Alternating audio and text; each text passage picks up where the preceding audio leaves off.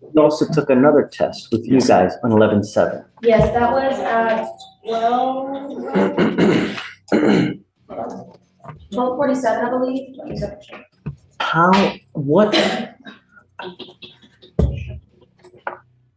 So at 12:42, he tests positive for alcohol, and then at 12:47, he tests negative for alcohol. Welcome to the Courtroom Files. So in this video from Judge Fleischer's court, we have a dispute that's taking place over the course of 2 days regarding a defendant's scram device.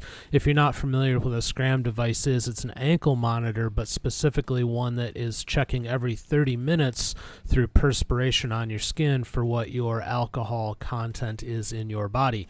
And these things, from what a lot of people say, are notoriously finicky. Even the judges said that they can be finicky. But in this particular case, as you'll see, there's a lot that can be disputed. At one point, he tests positive according to the scram, but he's in court, the court negative. So the defense is calling into question the validity of these devices. How well do they really work? Obviously, the prosecution wants more information, so there's a lot going on here. But take a look. Let us know what you think about these scram devices. Does it make any sense to even be using them? Is it just maybe this is a bad device? Give us your thoughts in the comments. That'd be great. Please consider subscribing to the channel if you haven't already. If you really enjoyed the video and you like us a lot, consider leaving a super thanks. Those help keep the lights on and keep videos coming. And let's go ahead and roll the game film. All right. So Mr. Evans is drinking, and tampering. However, I have great suspicions about the integrity of these tests, because the last time he was adamant, but we didn't have any proof. This time, they alleged an allegation on the 7th. The 7th was the first day you had him coming in to test. So he was in court. However, they said he tampered and had alcohol in his system at 11, but at 1:30, he receives a text that's saying that he passed. So I don't know. We've had a lot of clients in here. So I don't know many people who drink while in court on the day of. So I think the record would show that from your test that you had him do on the 7th. So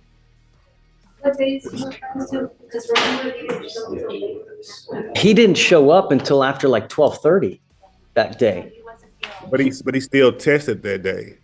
Regarding that, I did reach out because I did 49 getting tested during the time, and I obtained the scram report. I can of course send it over to you as well.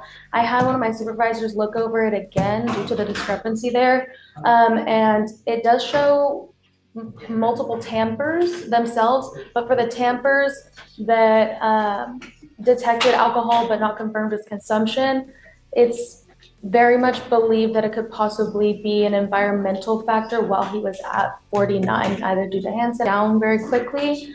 But I don't know. So all the violations at the time that he was at pretrial? Yes, so not all of them, just the one that was most recently filed on him for 11/7. Is So, one of the at pretrial. But what I'm saying is the exact same wording and violation on 11/7. He's at pretrial is the exact one that he got that brought us into this situation that made him have to test so much. So we cannot trust the one that happened on 11/7. The other violations. How can we trust that violation? I only saw one submitted for that one. Is there more that we haven't addressed? I don't know. It was another one. So it was another one in October, said he tampered, tested for alcohol, then he disappeared. You remember I said, I don't understand how that happens. So then he gets the exact same one. And luckily he was at San Jacinto tampering, it disappears. So if that one is bad, I believe the previous one was bad. Now he did come in late 7 minutes. That was his only other violation. And we understand that it's bad. But in regards to these two tamperings, we cannot trust the 11/7 one. I don't think we can trust the other one. And for that reason, it says here, a tamper event occurred on 10/29/24 at 2:25 p.m. Alcohol was detected. They couldn't confirm because of the nature of the tamper, right? Right.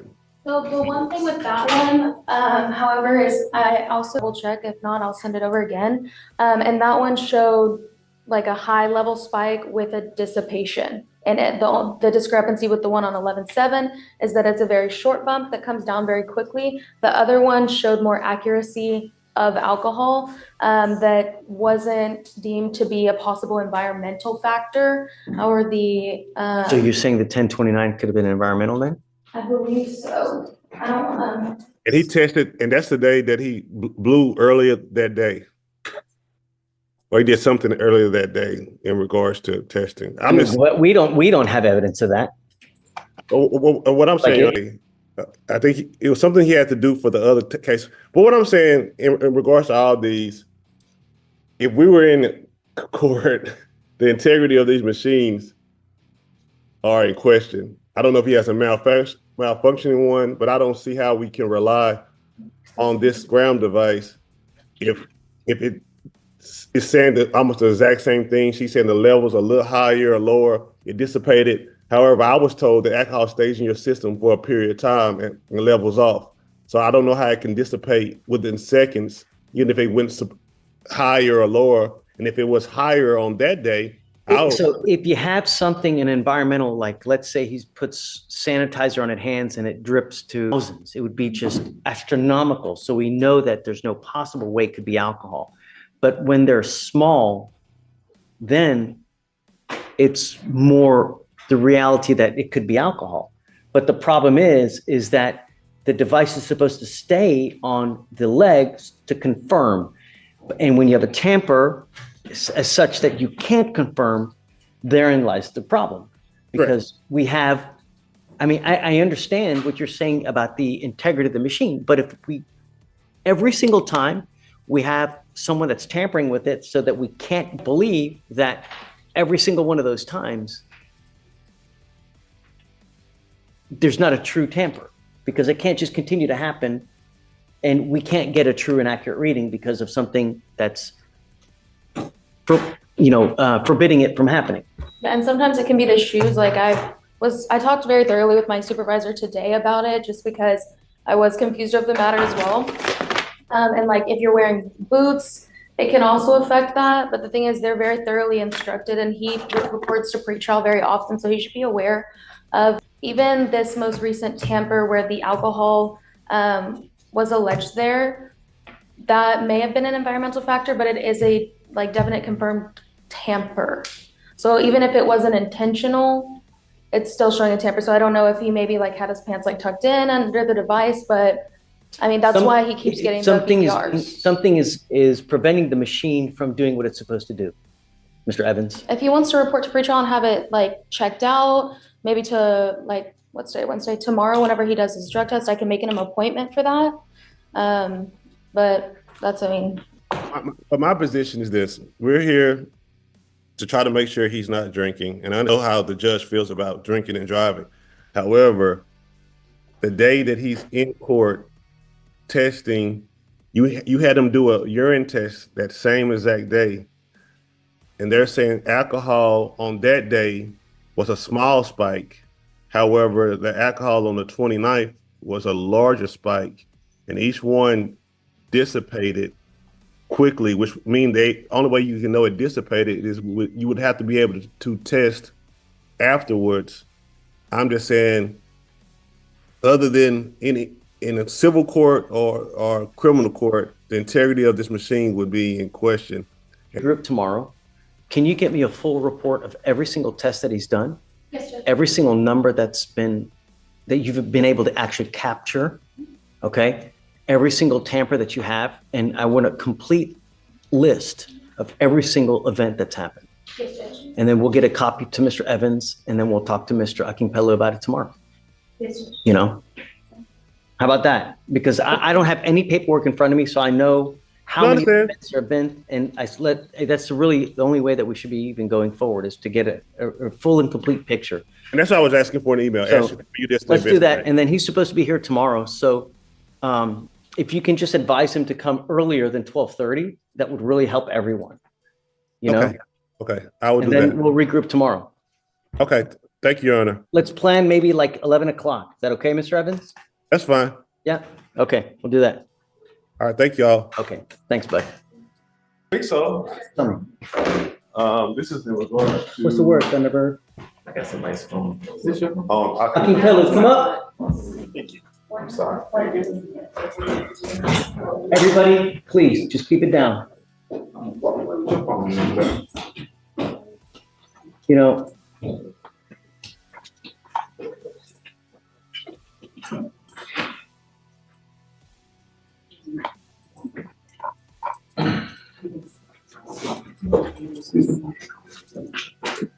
guys, we're talking about Hakeem Pellet. Is he on the docket today or no? No, you just want us to come back. Let me give you a cause number, guys. And I remember this case, Judge. I'm at a loss of everything, you know. You're on 2 different felony probations, both of those for driving while intoxicated. Both of those are felonies. So it's not only do you pick up 1 DWI, get on probation for both of those, and now you've picked up here driving on a suspended license. We ordered you, number 1, not to drive, and number 2, not to consume alcohol. That's all I've ordered you to do. Just don't consume alcohol and don't drive. Has anything happened upstairs? Well, Your Honor, to be fair, I think the integrity of the machines are in question. 11/7. So when he picked up the first one on 10/29, you told him when you thought it was a tamper on 10/29, he started testing Monday and Thursday, which in this case helps us. So on Thursday, 11/7, he was here in court where he tested. He tested at 12 o'clock. At 11 a.m., they got a tamper and a sign of alcohol. However, he tested clean with the test you told him to take that day. So which tells me that that machine's integrity is not correct. So if the integrity, and he's maintained that he has not been drinking either time. Every time machine is saying tampering alcohol, and he goes and tests on 11/7 at 12 p.m., an hour after the tampering in alcohol, then he may be telling the truth. And I understand what we're dealing with, but he has tampering, sign of alcohol, and then it dissipates and there's nothing there. So I'm on the same page as you as far as I never want to punish someone who's never done or who has not done anything wrong. That's not, we don't do that. We're the exact opposite. I mean, I scrutinize every single thing that Michael does, every case, every probable cause, I don't think I scrutinize the hell out of it, but at the same charges, right?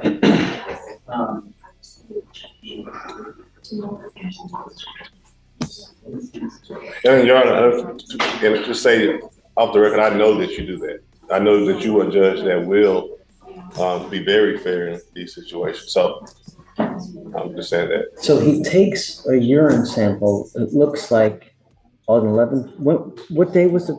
11/7. 11/7. I think the sample was taken around noon.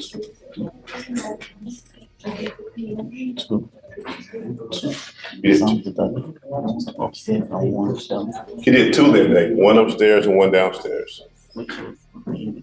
Different samples. 11, I think 07, they say he tampers and a sign of alcohol occurs. So he was here in court, but still have 2 urine analysis around the same time to say he. Alicia, Yes, do you Judge? have a test for 11/7? Because I don't have it. Yeah, so it's probably not in those records because right now it's just presumptive. It was presumptive, but it's negative. So nothing came back. I have it on my end here. It should be. What time was the positive for alcohol on 11/7? For the scram report? Let me see. I thought it was like 11. I don't 100%, but I will try to figure it out. And Judge, I might have an unupdated report. The only BVR I have here is for a scram violation from October 30th. Yes. Was there another violation? Yeah. Okay. So there's a violation technically pending on our end because he was coming in that day, so I addressed the violation. And so they were waiting to file it to see if judge wanted that to be filed because he was going to address it at court. And that's what we're discussing from 11/7. So that violation is pending a DVR because judge is taking action on it already. Do we have a, I could have sworn you said that there's another presumptive alcohol On 11/7. on 11/7. No, there's a presumptive negative for the alcohol detected, but. What time was that? confirmed. I'm trying to read the report. Because that's, we've got a. So I got it right here for Brittany Gordon. The defendant order was obtain a scram device. The defendant's scram device has confirmed one tamper event. The tamper event occurred at 11/7 at 12:42 p.m. Now he was taking the test at 12:30 Hold p.m. on, saying it was 11/7.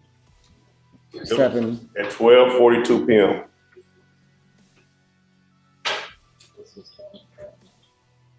Got this email on November 11th. It went to everybody in the court. Alcohol was detected during the tamper. However, alcohol cannot be. Began at 2:25 p.m. and returned to baseline at 8:04 p.m. You also took another test with you guys on 11/7. Yes, that was at 12:47, I believe. Let me double check. What? So at 12:42, he tests positive for alcohol, and then at 12:47, he tests negative for alcohol. Am I right? It was, sorry, it was Tuesday, October 20th. I'm sorry, Judge, respectfully, I have no idea how to read. So the 11/7, we have the email on November 11th, okay? Then if you go to the email she just sent me, it tells you when the lab test was submitted. Hold on. She just sent me this email. And this email from Average Size Individual Screening Report on 11/7, it says that it was one of the collection times was at 12:08 p.m. on 11/7, 12:24. He did negative. So that means while he was in court, he would have to drink. But then he took another test after that.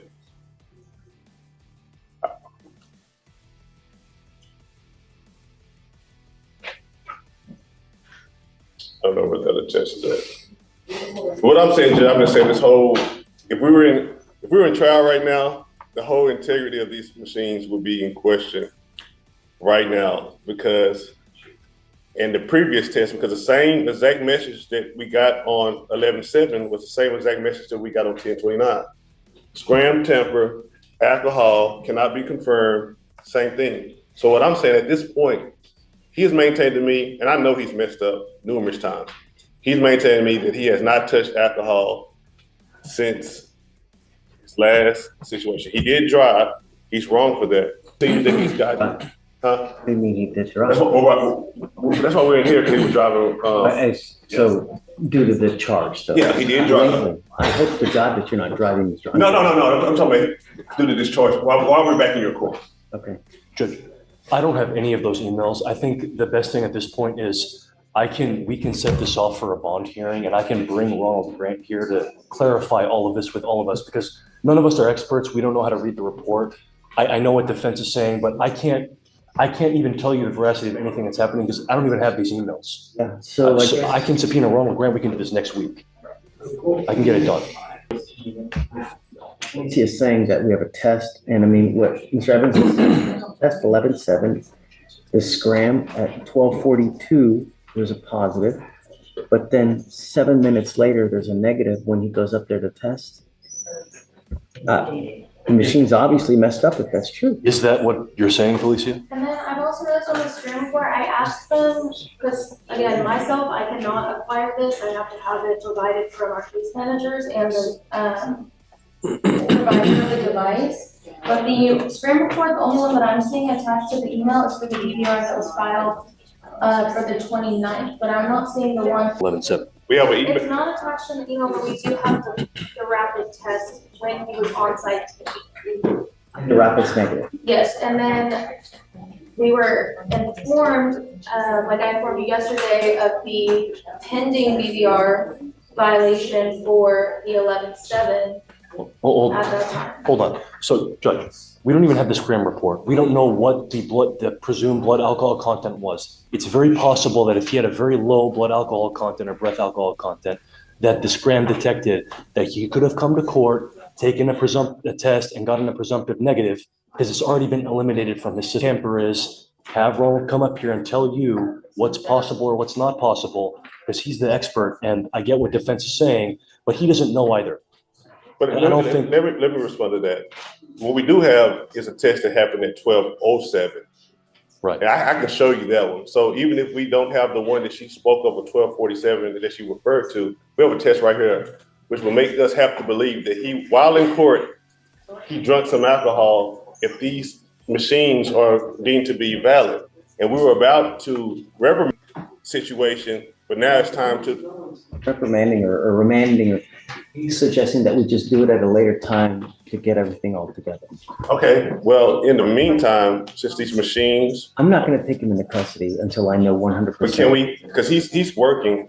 He's come here. The reason why you put him on Monday, Thursday is because these tamper going down. So if we're going to wait to see if these machines are valid, I'm requesting that we go back to the same bond conditions that we had prior to the tampering, so he does not have to miss work twice a week coming out here and testing, because all we know, this could be a big mistake. But the only reason why we're doing the twice testing is because of the tampering. So if the tamperings are invalid, why are we doing something extra when that wasn't what the judge originally wanted? Well, because there's an allegation right now. We need time to confirm or deny that. But for now, the safety of the community warrants these bond conditions, in my opinion, Judge.